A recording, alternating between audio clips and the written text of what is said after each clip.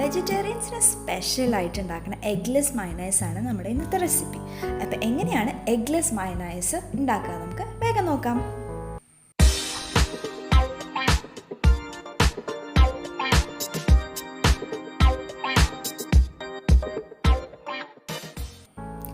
Eggless mayonnaise ഉണ്ടാക്കാനായിട്ട് മുട്ടയ്ക്ക് പകരം നമ്മളിവിടെ 1/2 കപ്പ് പാലാണ് എടുക്കുന്നത്. അതേപോലെ തന്നെ 1/2 കപ്പ് സൺഫ്ലവർ ഓയിലും.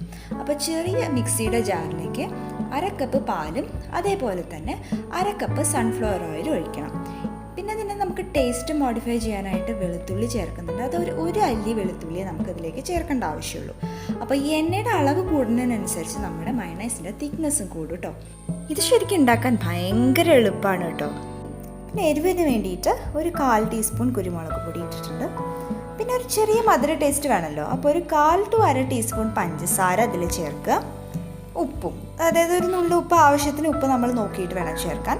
പിന്നെ 1 ടേബിൾ സ്പൂൺ വിനീഗർ. അപ്പോൾ ഉപ്പും ഒരു ചെറിയ മധുരവും ചെറിയൊരു പുളിപ്പൊക്കെ ആയിട്ടാണല്ലോ നമ്മുടെ മയണൈസ് ഉണ്ടാവുക. അപ്പോൾ അതിനാവശ്യത്തിനുള്ള പുളിക്ക് വേണ്ടിയിട്ട് ഞാനിവിടെ 1 ടേബിൾ സ്പൂൺ വിനാഗിരി ഒഴിക്കുന്നുണ്ട്. ഇനി ഇത് നമ്മൾ മിക്സിയിൽ ഒരു 2 പ്രാവശ്യം 30 സെക്കൻഡ് വീതം അടിച്ചെടുക്കണം. അടിച്ചെടുക്കുമ്പോഴേക്കും നല്ല തിക്നെസ്സിൽ വരും. അപ്പോൾ ആദ്യത്തെ പ്രാവശ്യം അടിച്ചൊന്ന് നിർത്തി ഒരു 30 സെക്കൻഡ് നിർത്തി വീണ്ടും അടിച്ചെടുക്കണം. അപ്പോൾ ഞാൻ വേഗം മിക്സിയിലൊന്ന് അടിച്ചെടുത്തിട്ട് വരാം.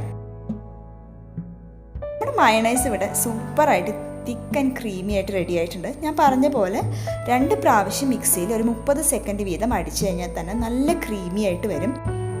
മയണൈസിൽ എപ്പോഴും ഒരു മുട്ടയുടെ ചോയ അല്ലെങ്കിൽ മുട്ടയുടെ സ്മെല്ല് ഇഷ്ടപ്പെടാത്ത കുറേ ആൾക്കാർ അത് കാരണം കൊണ്ട് മയണൈസ് കഴിക്കാത്തവരുണ്ട്.